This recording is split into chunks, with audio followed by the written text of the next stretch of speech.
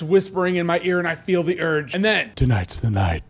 It's gonna happen again. And I just have to kill a shitty movie. So now this one laid out in my kill room, let's review the Emoji Movie.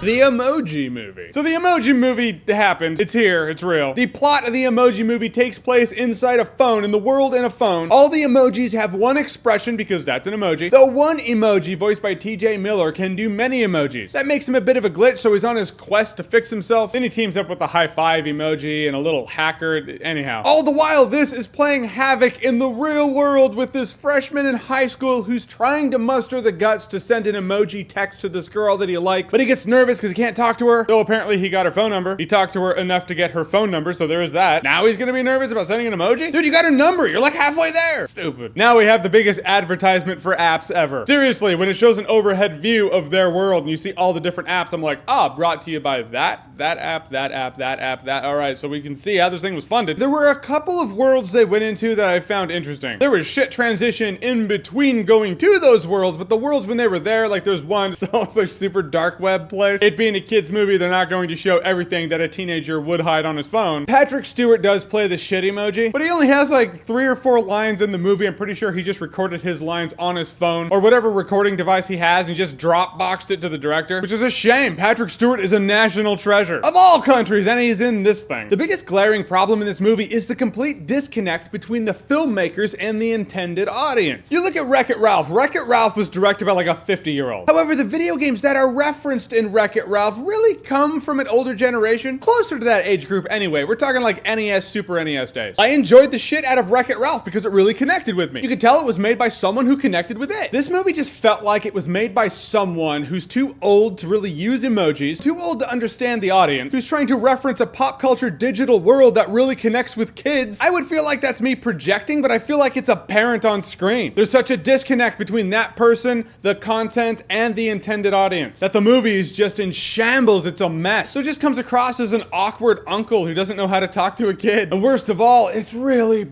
boring. That's rule number 1 for me, man. Just don't bore me. I was in a public screening with families, kids, lots of little kids, and the place was pretty dead silent for a lot of this movie. Not a lot of laughs happening, not a lot of chuckles coming from the masses. Anytime it was on the main emoji, TJ Miller's emoji is supposed to be meh. Anytime it was on his parents, they were so meh. They were boring as fuck. And I know they're supposed to be, and that's fine to have them be that way, but don't have long, drawn-out scenes of just them on screen. And when I'm sitting there in the movie theater like, this movie feels like it's been on for 3 hours, and I check the time and it's been on for 1 hour, I'm done, man. Guys, in the end, the Emoji Movie was boring. It was horribly paced, horribly edited. The jokes didn't land. I don't know if it was writing or it was bad ad-lib. And the Emoji Movie is truly dog shit. Couldn't help but use that emoji. I just couldn't. All right, guys, so the Emoji Movie, you're not gonna watch it. You're not. Just please don't. Why would you do that? So it's an animated movie coming out soon that you're looking forward to. Whatever it is, comment below, let me know. And as always, if you like what you've seen here and you want to see more, click right here to see more.